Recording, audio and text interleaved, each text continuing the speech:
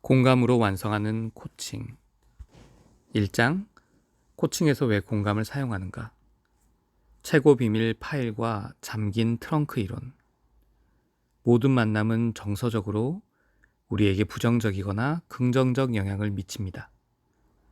감정 표현을 제한당하거나 금지당할 때 우리는 계속 사랑받기 위해 감정 표현을 숨깁니다. 이에 어른이 되어서 우리는 숨겨진 감정을 담고 있는 비밀 파일을 소유하게 됩니다. 어렸을 때 이런 감정들은 반감을 끌어내기 때문에 감정을 숨기는 법을 배웠죠. 이런 감정들을 자세히 살펴보겠습니다. 분노. 일부 가정은 갈등을 용인하지 않으며 아이들은 분노 표출을 제한받거나 벌을 받습니다. 특히 소녀들은 좋다고 표현하며 분노하는 표정을 감추는 법을 배울 수 있습니다. 상처와 슬픔. 많은 어린이가 눈물은 감춰야 한다고 배웁니다. 특히 소년들은 내색하지 않아야 한다고 배웁니다. 실패에 대한 두려움. 성취욕이 높은 가정에서는 갖고 있으면 안 되는 감정입니다. 육체적 즐거움, 운동과 못된 장난에 대한 욕구. 이런 욕구는 겉으로 드러내면 안 되는 감정으로 여깁니다. 용납되지 않는 감정이 들어있는 잠긴 트렁크를 우리 뒤에 숨깁니다. 그리고 곧 그 잠긴 트렁크를 잊게 됩니다. 여기에는 두려움, 질투, 원망, 증오, 수치심, 깊은 슬픔 등이 포함되어 있습니다. 이런 잊힌 감정을 심리치료와 같은 안전한 범위에서만 내려는 것은 너무 끔찍합니다. 코칭은 최고 비밀 파일에 있는 것을 다룰 수 있지만 잠긴 트렁크에 있는 것을 다루기에는 적합하지 않습니다. 여기에서 부끄러워할 것은 아무것도 없습니다. 이것은 그저 인간의 모습일 뿐입니다. 사람들은 대부분 다른 이들과 공유하기 싫어하는 최고 비밀 파일과 잠긴 트렁크를 가지고 있습니다. 그것은 변화 능력에 어떤 영향을 미칠까요?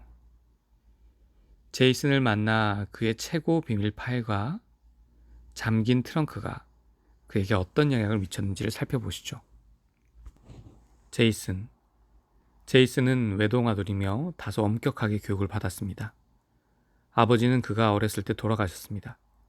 어머니는 다소 방어적인 사람이었습니다. 제이슨에게 스포츠나 거리에서 노는 것과 같은 야외 활동에 늘 주의해야 한다고 말했습니다. 제이슨은 활동적이고 사교적이기보다는 조용했고 책 읽는 것을 좋아했습니다. 어렸을 때부터 그는 너무 소란 떨지 말라는 말을 들었습니다. 그는 게임을 하고 싶은 욕구를 숨겨야 한다는 것을 배웠습니다. 성인이 되어 제이슨은 공인 회계사가 되었죠. 그는 세계적인 컨설팅 회사에서 성공적인 고위 파트너로 성장했습니다. 제이슨은 일할 때 다소 진지한 경향이 있습니다. 젊은 팀원들이 격식 없이 행동하는 것을 다소 거슬린다고 생각합니다. 팀원들은 제이슨이 자신들의 의견에 반대하는 것을 못마땅하게 여기며 그를 좋아하지 않습니다. 제이슨은 선임 파트너들을 위한 경영 개발 프로그램에 참석합니다. 그곳에서 레베카에게 1대1 코칭을 받죠. 레베카가 공감을 제공하자 이들은 빠르게 신뢰관계를 형성합니다. 제이슨은 곧 자기의 경영 스타일에 관해 이야기를 시작합니다. 제이슨은 레베카에게 팀원들이 호들갑 떠는 것이 얼마나 꼴사나운지를 말합니다. 레베카, 당신은 후배 직원들이 장난치는 것을 좋아하지 않고 불편함을 느끼는군요. 제이슨, 나는 그런 행동을 좋아한 적이 없습니다. 저는 거의 혼자서 컸습니다. 레베카, 매우 외로웠겠네요. 제이슨, 다소 슬프게. 네, 맞아요. 잘 아시겠지만 즐거웠던 적이 한 번도 없었어요. 질문과 토론을 통해 직장에서 어떠한 재미가 적절한지에 대해 코칭을 진행합니다. 제이슨은 소란스러운 것에 재미를 느끼는 데에 대한 두려움이 있습니다. 그것은 그의 최고 비밀 파일에 있습니다. 착한 소년인 척하기 위해 그곳에 보관하고 있습니다. 그가 코치에게 배운 점은 소란스러운 재미를 느낄까봐 두려워하면 성숙한 어른이 될 수 없다는 것입니다. 이것을 극복하는 일은 간단하다고 생각할 수 있습니다. 그렇지만 두려움은 더 강력합니다. 일부 팀 활동을 참여하는 데에 대한 두려움과 위험을 극복할 용기가 필요하죠. 최고 비밀 파일은 제이슨을 보호하고 있습니다. 시간이 흐르면서 제이슨은 자기 속마음을 표현할 수 있습니다. 그러나 숨겨진 감정은 안전한 관계 속에서 제이슨이 공감받을 때만 찾아볼 수 있죠. 고객이 그들의 깊은 감정을 부인한다면 어떨까요? 이것들은 잠긴 트렁크 안에 있을 가능성이 큽니다. 고객이 원하면 심리치료로 전환할 수도 있습니다. 우리는 8장에서 코칭과 심리치료의 경계에 관해 더 깊이 살펴볼 것입니다. 공감은 어떻게 변화로 이어질까? 당신이 고객과 효과적으로 코칭할 때 당신과의 상호작용은 고객에게 변화를 가져옵니다. 그 변화는 어떤 상황에 대해 미래가 현재와 다를 것으로 고객이 인식한 결과입니다. 현재와의 차이는 어떤 학습의 결과이죠. 이 점이 바로 공감이 변화로 이어진다는 것을 증명하는 것입니다. 3D 학습, 학습의 3가지 영역. 성인이 배우고 개발하고 변화할 때 그들은 우리가 3D 학습이라고 부르는 3가지 영역을 사용합니다.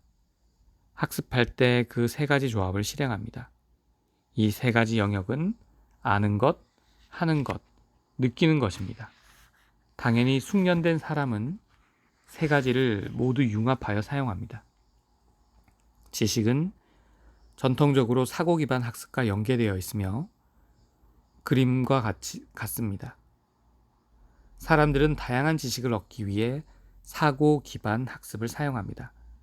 아래와 같은 수준의 학습은 학교에서 접해 보았으므로 친숙할 것입니다. 사실, 예를 들어 시간표 또는 헛간 짓는 아이디어로 시작. 프로세스를 이해하는 능력, 예를 들어 방정식 또는 헛간 건설에 필요한 것. 알고 있는 것과 결과를 연결할 수 있는 능력, 예를 들어 비용을 예측하는 것. 감정의 바탕을 둔 학습은 전통적인 학습 이론에는 대체로 빠져 있습니다. 정서지능의 등장과 함께 최근 경영자 개발에 도입되었습니다. 감정 기반 학습은 어려워 보입니다. 그림에 나타나 있습니다. 감정의 바탕을 둔 학습은 사건, 자기 자신, 그리고 다른 사람들에 대해 어떻게 느끼는가에 대한 인식과 변화일 수 있습니다. 이것은 영감을 주는 교사나 관리자를 만나면서 때로는 극적인 결과를 얻을 수도 있습니다. 감정 영역은 받는 것으로부터 시작합니다. 자기 또는 다른 사람의 감정을 알게 될 때입니다. 그 뒤 그들에게 반응하는 능력, 공감으로 발전합니다. 감정을 중시하고 정리하여 학습에 활용합니다. 행동 기반 학습은 그림과 같이 헛간 규모를 구성하는 것으로 시작합니다. 행동 기반 학습은 그림과 같이 원하는 목표를 달성하도록 행동에 옮깁니다. 행동 기반 학습은 매우 실용적인 방법입니다. 예를 들어 헛간을 짓는 방법과 같이 전문가를 따라하거나 지시에 따라 일하는 것입니다. 행동 영역은 창구와 같은 목표를 보는 것으로 시작합니다. 그런 다음 초기 계획으로 기본 틀을 잡습니다. 이를 대응 능력, 재료나 치수 변경으로 발전시키고 이에 적용합니다. 과제를 완료할 때 만족에 대한 감정 기반 학습은 그림과 같습니다. 헛간을 사용할 때는 사고 기반 학습도 적용할 수 있습니다. 이 3가지 학습 방법, 즉 생각, 행동, 그리고 감정 모두 중요합니다. 공감 코칭은 특히 감정에 기반을 둔 학습에 초점을 맞출 것입니다. 일부 비즈니스 코칭은 감정 영역을 소홀히 아는 지식과 행동 영역에 집중하는 경향이 있습니다. 왜 아는 것만으로는 충분하지 않을까요? 고객이 무엇을 해야 하는지 확실히 이해하게 되었을 때 진행만 하면 될까요? 배움은 단순한 과정이나 변화가 아닙니다. 고객은 해야 할 일을 이해하지만 실행하기는 어렵죠. 예를 들어 고객은 새로운 주문 시스템의 모든 세부 사항을 알고 있습니다. 그것을 완벽하게 설명할 수 있습니다. 이 학습은 지식의 바탕을 둡니다. 그러나 그는 낡은 방법을 선호하면서 그것을 사용하는 데 저항감을 느낄 수도 있죠. 만약 그가 다르게 느낀다면 이것은 느낌에 기반을 둔 학습이 됩니다. 일단 그가 새로운 학습 시스템을 채택합니다. 시스템에 적응하기 위해 행동을 바꾸면 그의 학습은 행동 기반 학습이 됩니다. 세 가지 모두가 필요하지만 감정에 기초한 학습이 없으면 아무런 변화가 없습니다. 인간 본성은 변화에 저항하는 경향이 있죠. 사람들이나 조직과 함께 일하는 사람들은 변화가 좋다는 걸 알면서도 변하기 어렵다는 것을 확인합니다. 아는 것에 기반을 둔 학습은 필요합니다. 생각하는 것만으로는 우리를 변화시키기에는 충분하지 않죠. 공감을 사용하여 코칭하는 것은 변화에 영향을 주는 숨겨진 감정들을 풀어줍니다. 공감이 그러한 극적인 결과를 얻을 수 있다는 주장에 대해 어떤 증거가 있을까요? 60년간의 연구는 공감이 고객의 발전을 좌우하는 가장 강력한 요소라는 것을 증명했습니다. 공감을 위한 증거 대부분은 상담 치료의 효과에 관한 보고서에서 찾을 수 있습니다. 여기에는 다음과 같은 결과가 있습니다. 고객은 자신의 경험을 신뢰하는 법을 배웁니다. 고객은 덜 방어적으로 됩니다. 위험을 덜 회피하고요. 생각이나 다른 사람들의 기대치에 따라 움직이는 것도 줄어듭니다. 또한 고객은 동료, 가족과 친구들에게 더 솔직해질 수 있습니다. 공감의 어려움. 공감이 그렇게 효과적인데 왜 모두 공감하지 않을까요? 이 물음에 대한 답변은 다음과 같습니다. 많은 사람은 생각과 감정이 뒤섞여 있습니다. 사람들은 그 둘을 구분하는 것이 어렵습니다. 영어는 화자에게 판단하도록 합니다. 정서적 언어의 결여 때문입니다. 다중관계. 조직은 복잡합니다. 그 내부 관계도 복잡하죠. 모든 개인에게는 개별적인 관계, 많은 사람과의 대인관계, 조직과의 관계가 있습니다. 사람들은 요구에 저항하지만 개인이나 조직의 요구와 공표된 요구에는 잘 응대합니다. 조직의 요구가 개인의 요구와 일치하지 않는다는 가정이 있습니다. 또는 현실이 있습니다. 감정은 약함의 표시로 인식되기에 창피하다고 여깁니다. 자기, 공감 결핍이 타인, 공감 결핍으로 이어지고 조직에까지 영향을 미칩니다. 감정은 생각과 행동을 우선시하는 문화에서는 잘 드러나지 않습니다. 공감이 아닌 것. 코칭 관계에서 다음의 것들은 공감이 아니라는 것을 꼭 확인해야 합니다. 질문. 더 많은 정보를 얻으려는 유혹이 존재합니다. 코치로서 당신은 단지 몇 가지 세부 사항만 찾는다면 문제를 해결할 거라고 믿습니다. 또 설명이나 조언을 숨기면서 의도적인 질문을 할 수도 있죠. 동의. 이것은 대부분 관리자가 두려워하는 것입니다. 사람의 감정에 반응하는 것은 그 감정의 원인에 동의하지 않는 것입니다. 관리자의 대우에 분노를 느낄지도 모릅니다. 공감한다는 것은 화나게 한 행동을 용납하지 않는 것입니다. 친절함. 당신이 강하게 주장해야 할 때 너무 물러 보일까봐 공감을 하는 것을 주저할 수도 있습니다. 약하거나 관용적이 되는 것. 이때 확고하고 단호해지고 싶을 것입니다. 해석. 심리학적 배경이 있는 코치에게 이것은 진정한 유혹입니다. 고객의 행동은 부정, 전치, 결핍 등으로 분류될 수 있습니다. 당신의 통찰력을 고객에게 직접 알려주고 싶을 수도 있습니다. 부정확함. 고객의 말을 제대로 듣지 못했을 수 있으므로 경청해야 합니다. 앵무새처럼 말하기. 동일 언어를 과다하게 사용하는 것입니다. 동정심. 고객에게 미안함을 느끼는 것입니다. 조언하는 경우도 있습니다. 평가 제공. 좋다거나 나쁘다거나 둘 다 평가입니다. 의견 제시. 당신이 생각하는 것이 관련이 있을 수 있지만 공감하는 것은 아닙니다. 판단. 의견 제시와 같습니다. 도전하지 않음. 코치와 고객의 관계가 너무 탄탄하다면 공감하는 게 어려울 수도 있습니다. 비판. 당신이 적절하다고 생각하는 것이 고객에게 흥미롭지 않을 수 있습니다. 위 반응들은 코칭에서 각각 제 기능을 합니다. 다만 어떤 것도 공감으로 작동하지는 않습니다. 어떻게 공감이 조직의 이익이 될 수 있을까요? 공감 코칭 비즈니스 사례를 살펴보겠습니다. 투자자본 수익률은 종업원이 사업에 종사하는 방식과 관련이 있습니다. 영국에서 실시한 연구에서는 감정 영역을 고용의 핵심 부분으로 짚었습니다. 직원들이 관리자들에게 전달하는 발언의 자유를 허용하는 것이 주요 참여 동인입니다. 또 감정 영역은 긍정적으로 참여하도록 돕는 세 가지 요소 가운데 하나이죠.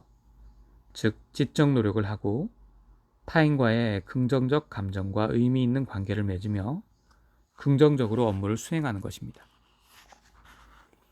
이때 공감이 해야 할 영역이 있습니다. 이는 부정적 감정이 표현되고 받아들여질 때까지 긍정적 감정은 존재하지 않는 것처럼 여기는 것입니다.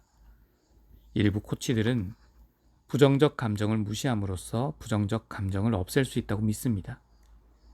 불행하게도 심리학은 이것을 인정하지 않습니다. 사람들은 지루함이나 조급함과 같은 부정적 감정을 받아들입니다. 이것은 코치들이 고객이 느끼는 감정에 동의해야 한다는 것을 의미하지는 않습니다. 예를 들어 고객이 부당하게 승진해서 제외되었을 경우입니다. 자격을 갖추지 못했다는 것에 동의하지 않고도 고객이 승진을 원하는 것을 이해할 수 있습니다. 리더들이 조직의 성과에 엄청난 영향을 미친다는 것이 또 다른 증거입니다. 지시가 직원들을 참여시키는데 효과적이지 않다는 점을 깨달은 결과가 수평적 조직입니다. 그러나 이러한 참여를 강제로 요구할 수는 없습니다. 이러한 참여 조건을 고용계약에 명시할 수는 없습니다. 코칭은 공감을 통해 참여를 이끌어낼 수 있죠. 참여하는 데는 앞에서 언급한 세 가지 학습이 필요합니다. 지식 기반 학습, 느낌 기반 학습, 그리고 행동 기반 학습입니다. 코칭에 공감을 포함하면 직원들의 참여도가 높아집니다. 그래서 진보적인 코칭 공감은 필수입니다. 정서지능 도입은 덜 효과적인 지식 기반 학습의 한 예입니다. 많은 CEO와 임원이 조직 내에서 공감을 사용하지 않으면서 정서지능의 중요성을 강조할 수 있습니다. 그들의 학습은 감정에 기반을 둔 것이 아니라 지식에 기반을 둔 것이라서 행동의 변화가 일어날 가능성이 작습니다. 공감은 조직이 행동과 지식뿐만 아니라 감정에 기반을 둔 학습을 포함하도록 돕습니다. 그렇게 함으로써 첫째, 시스템에서 당연한 것으로 받아들여지는 것을 보여주고 둘째, 힘의 지평선을 드러나게 합니다. 당연함 속에서 헤엄치기. 당연함 속에서 헤엄치기는 조직이 운영되는 방식에서 영향을 미칩니다. 이것은 무언의 조건과 가정을 가리키는데요. 어느 조직에서나 당연한 것은 물속에 있으면서 물속에 있는지 모르는 물고기와 같습니다. 이것은 직원들에게 보이지 않습니다. 예를 들어 노인들은 섹스를 하지 않는다, 남자는 짐승이다, 여는 또는 여자는 감정적이다와 같은 연령, 성별 등에 대한 가정이 존재합니다. 보이지 않는 당연함의 예로는 코치가 다른 사람을 코치할 수 있으려면 특정 분야의 전문가여야 한다는 가정입니다. 시간제 판매 보조원 아담. 아담은 영업 보조원들이 자기 개발에 관심이 없다고 넘겨짚습니다. 교육 일정에 직원들을 포함하지 않습니다. 아담은 당연함 속에서 헤엄치기를 하고 있습니다. 바로 특정 직급의 직원들은 자기 개발이나 승진에 관심이 없다는 당연함입니다. 고객이 알고 있거나 모르는 것, 자신이 무엇을 했거나 할 것, 그리고 그것에 대해 어떻게 생각하는지에 대해 솔직하게 논의할 수 있을 때 그들은 당연함에 도전합니다. 때때로 당연함 속에서 헤엄치기의 일부는 힘의 지평선 뒤에 있어서 고객들에게는 보이지 않습니다. 힘의 지평선. 영국의 심리학자 데이비드 스메일은 The Nature of Unhappiness에서 사회 권력이 개인의 고통에 부분적으로 책임이 있다고 주장합니다. 그는 힘의 지평선을 전혀 보이지 않으면서 우리의 삶을 통제하는 것이라고 설명합니다. 또 우리가 아무것도 할 수 없는 힘이라고 설명합니다. 이것은 정말 사실이죠. 우리에게 더 가까이 있지만 똑같이 보이지 않는 것처럼 보이는 힘이 있습니다. 당연함 속에서 헤엄치기 때문에 우리는 제자리에 있기도 합니다. 아담의 팀원들 가운데 일부는 보수 교육을 받지 않습니다. 그래서 승진이나 개발에 적합하지 않다고 생각할 수 있습니다. 팀원들이 젊은 여성이기 때문에 언제든 퇴직할 수 있다고 생각합니다. 또 보수 교육이 회사의 이익이 되지 않는다는 아담의 선입견도 있습니다. 팀원들은 여기에 있는 힘의 지평선을 보지는 못합니다. 그들 스스로 능력에 한계가 있다고 생각합니다. 실제로 교육 예산이 축소되었지만 직원들은 전혀 알지 못합니다. 아담 역시 선배들에게 배운 대로 기혼 여성 직원들이 곧 퇴사할 것으로 생각합니다. 힘의 지평선 안에서 진정한 힘은 약한 사람들에게는 보이지 않습니다. 예를 들어 관리자들은 예산이 부족하다고 말합니다. 동시에 직원들에게 승진과 개발에 관심이 없는 것 같다고 말하는 것이 보통입니다. 직원들은 위에서 설명한 방향대로 자기 자신을 보는 경향이 있습니다. 코치로서 고객이 공감을 통해 힘의 지평선의 당연함을 인식하게 할 수 있습니다. 일단 당연함이 인정되면 직원은 어떻게 대응해야 하는지 의견을 제시합니다. 조직은 공감이 가능한가요? 미국의 전략 컨설턴트인 데브 패트나이크는 그에 져서 와이어드에서 공감을 사용하는 조직이 고객들과 훨씬 효과적으로 연결된다고 했습니다. 직원들이 업무와 개인적인 인간관계를 경험할 때 최선을 다합니다. 패트나이크와 그의 파트너들은 더 나은 제품, 더 많은 직원 참여, 더 나은 고객 피드백, 그리고 더 많은 수익을 가져다준 조직에서 많은 공감 사례를 확인했습니다. 그는 비즈니스의 결함을 내부의 공감 부족에서 찾았습니다. 패트나이크는 회사 직원들이 수량적 데이터를 기반으로 사업을 이해할 뿐 고객 관계에서의 감정적 요소를 무시한다고 주장합니다.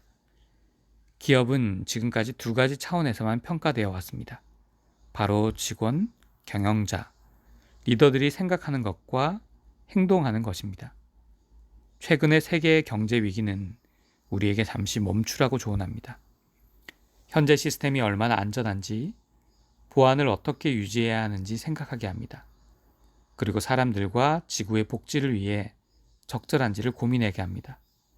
패트나이크는 21세기에 사업을 하는 기업이 얻게 되는 진정한 기회는 공감대를 형성할 때라고 주장합니다. 그러한 기업들은 경쟁자들보다 더 빨리 새로운 기회를 보게 됩니다.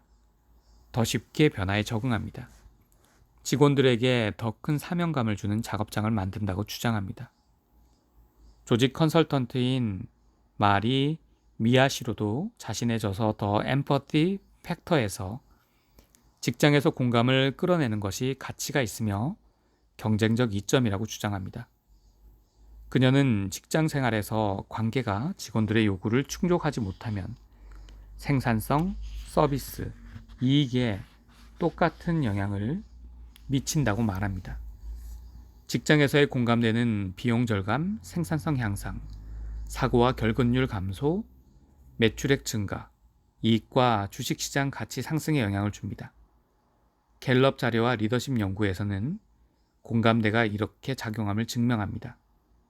갤럽 여론조사는 리더들이 원하는 자질을 신뢰, 동정, 정직, 성실, 존경으로 파악합니다. 조직의 경우 공감을 활용하여 팀별로 근무합니다. 개개인의 존경심을 불러일으키는 리더들과 팀들은 그렇지 않은 팀들보다 더 성공적입니다. 갤럽 데이터는 정직과 민감성을 갖춘 리더들이 직원들에게 위의 두 자질을 결합하여 일하고 문제를 해결하도록 보장할 때 가장 효과적이었다고 알려줍니다. 이 장에서는 공감이 무엇인지 네 가지 수준과 세 가지 모두 공감이 아닌 것은 무엇인지를 설명했습니다. 우리는 생각과 행동뿐만 아니라 감정을 포함했습니다. 공감이 학습과 변화에 어떻게 도움이 되는지를 보여주었습니다. 공감은 고객의 최고 비밀 파일에 접근함으로써 변화를 자극합니다. 공감에 대한 고객의 초조함을 줄여줍니다. 마지막으로 우리는 공감을 상호작용에 활용하는 조직과 그에 따른 이점을 살펴보았습니다.